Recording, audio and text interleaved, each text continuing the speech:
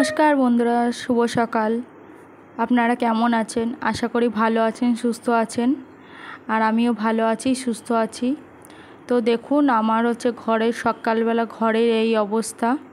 তো এই ঘরটাকে এখন পরিষ্কার করতে হবে, বিছানা ফিছানা সব পরিষ্কার করে নিতে হবে। আর আমার ছেলে এখন সকাল সকাল স্কুল চলে গেছে, যেহেতু আজকে সোমবার, কালকে ছুটি ছিল রবিবার। তো আজকে আবার সোমবার, ও স্কুলে দিয়ে আসতে গেছে ওর বাপি। আর এইদিকে আমি মেয়েটা ওই ঘরে, নতুন ঘরে শুয়ে আছে, যেহেতু ঘুমিয়ে পড়েছে মেয়েটাও। মানে সকালবেলা ভোরবেলা উঠে ও খেলছিল, খেলার সময় খেলে টেলে এখন আর খেলা হয়ে গেছে, এখন খাইয়ে দাইয়ে দিয়েছি, ও এখন ঘুমোচ্ছে। আর এই ফাঁকে আমাকে কাজগুলো সেরে নিতে হবে। বিছানার চাদর আমি পাল্টে নেব, যেহেতু আজকে সোমবার। আমি সোমবারটা করি, শ্রাবণ মাসের 3য় সোমবার আজকে।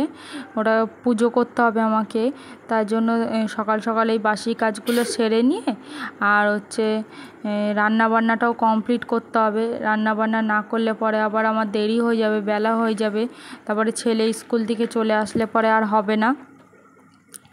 তো চলুন বিছানাটা পরিষ্কার করে নিই, তারপরে রান্নাঘরের দিকে যাব।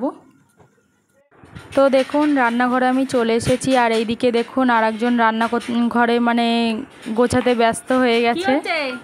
কি কাজ হচ্ছে? হ্যাঁ, কি কাজ হচ্ছে? হ্যাঁ, কি কাজ হচ্ছে? এখন এইদিকে আমি সয়াবিনের তরকারি করব, তার জন্য আমি মশলা নিয়ে নিয়েছি, জিরে, শুকনো লঙ্কা আর আদা কুচিয়ে নিয়েছি। আর এদিকে আমি ভাতটাও বসিয়ে দিয়েছি আগে। তো এখন আমি মশলা করে নেব। তো এইদিকে আমার মশলা করা রেডি, মশলাটা হয়ে গেছে। আর এইদিকে আমি আলুগুলো ভেজে নিচ্ছি, সয়াবিনের জন্য। আর আজকে যেহেতু সোমবার, আমি নিরামিষ খাই, আর আমরা 3জনই নিরামিষ খাই, একবারে রান্না করি। আর এদিকে আমি রান্নাটা করছি, আর ওইদিকে ও কাজ করছে, কৌটি যা আছে সব ফেলে দিচ্ছে। আর একবার গোছাতে হচ্ছে নিচে গিয়ে, আর একবার রান্না করতে হচ্ছে, এরকমভাবে করতে হচ্ছে। দেখুন, ঘুরঘুর করে বেড়াচ্ছে। আমি যতক্ষণ রান্না করছি ততক্ষণ আমার পেছনে দাঁড়িয়ে ছিল আর ঘুরে বেড়াচ্ছে। ওর সাথে গল্প করতে হচ্ছে, আর ও খেলবে, আর ওকে করতে হবে, আমি রান্না করব। তো দেখুন, আমি রান্না করছি, আর ও দেখে বলছে রান্না রান্না নান্না এরকম বলছে। ও বলছে আমিও রান্না করব, তাই জন্য ওকে একটা আমার ছোট কড়া আছে, কড়া আর খুন্তি দিয়ে বসিয়ে দিয়েছি। বললাম যে এনে এটা নিয়ে খেল আর রান্না কর। আর ও এইখানে বসে বসে খেলছে আর রান্না করছে। আর এইদিকে আমার ভাতটাও হয়ে গেছে, হয়নি, আর একটু হবে। ভাতটা নাড়া দিয়ে দেখছি আমার ভাতটা হয়েছে নাকি। তো এখনও কিছুটা হবে ভাতটা। তো আমি আবার ঢাকা দিয়ে রেখে দিলাম। আর সয়াবিনটা করার জন্য এদিকে সয়াবিনগুলো আমি হালকা করে ভেজে নিয়েছি, আর আলুগুলো হালকা করে ভেজে নিয়েছি জিরে ফোড়ন দিয়ে। আর একটুখানি পনির, ঘরে তৈরি করা পনির বানিয়েছিলাম, তো একটুখানি হয়ে গেছে। তো কি করব ভাবছি, এইটুকু পনির দিয়ে তরকারি করলে তো কারোর পাতে দিতেও পারবো না, তাই জন্য হালকা করে ভেজে নিয়েছি। আমি ভাবলাম সয়াবিনের মধ্যে দিয়ে দেবো। তো এইদিকে মশলাটা কষানো হয়ে গেছে, হয়নি, এখনও হচ্ছে, আর একটু হবে। মশলাটা কষানো হলে এবার আমি সয়াবিনগুলো দিয়ে দেবো, দিয়ে ভালো করে কষিয়ে নেব, কষিয়ে নিয়ে তারপরে জল দেবো। দেখুন, মশলার গা থেকে তেলটা ছেড়ে যাচ্ছে কত সুন্দরভাবে। এরকমভাবে ছেড়ে গেলে তখন বুঝতে হবে যে আমার মশলাটা ভালো করে কষানো হয়েছে। তো দেখুন, আমি সয়াবিন আর আলুটা দিয়ে দিয়েছি। এবার আমি এটাকে ভালো করে কষিয়ে নেব। মশলাটা আমার কষানো হয়ে গেছে, এবার আমি একটু দিয়ে দেবো জল। আর জলটাকে আমি হালকা গরম করে নিয়েছিলাম, পরিমাণ মতো দিয়ে দেবো। আলুটাও সেদ্ধ হবে যেহেতু। এবারে আস্তে করে নেড়ে ঢেকে দেব। আর এরই মধ্যে দিয়ে দেবো আমি পনিরগুলো ভেজে রাখা।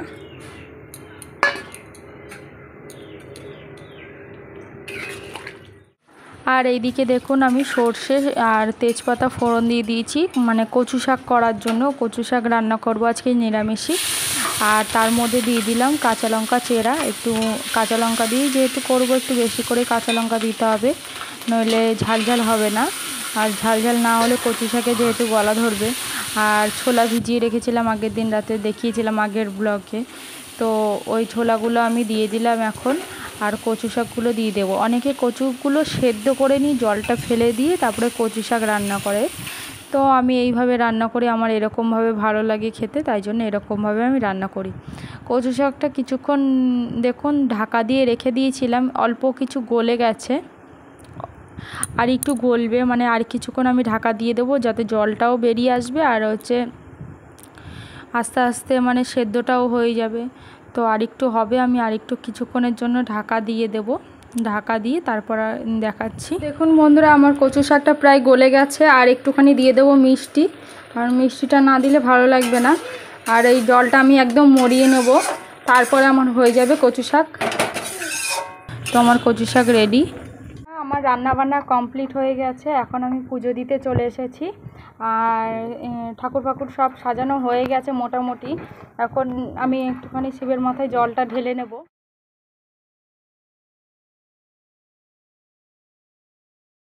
তো দেখুন আমি হচ্ছে ঠাকুরের মাথায় দুধটা ঢালছিলাম যখন, আর ছেলেকে বললাম যে বাবু একটুখানি ভিডিওটা করে দে, তো আর ও ভিডিওটা করে দিচ্ছে। আর এইদিকে দেখুন মানে পুজোটা দিচ্ছি, তখনও বলছে যে মা আমি ভিডিও করব, দাও তো আমাকে মানে ফোনটা। তো আমি বললাম ধর বাবু, তাহলে তুই একটুখানি ভিডিওটা করে দে, তাহলে আমার ভালোই হবে। কারণ দেখুন ফোনটা রাখার তো আমার জায়গা নেই, আর মানে সেরকম কোনো ব্যবস্থাও নেই, হাতে নিয়ে যেরকমভাবে করি মানে যেমন তেমন ভাবে আমি ভিডিওটা তৈরি করি, সেরকমভাবেই হয়।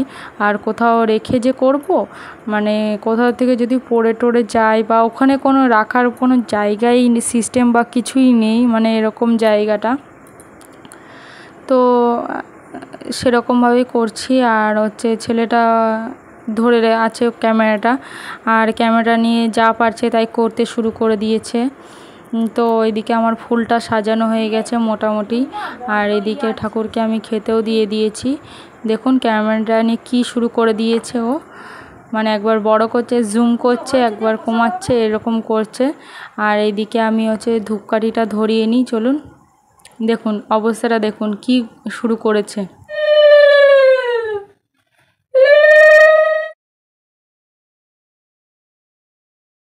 দেখুন আমার পুজো দেওয়া প্রায় কমপ্লিট, মানে হয়েই গেছে। দেখুন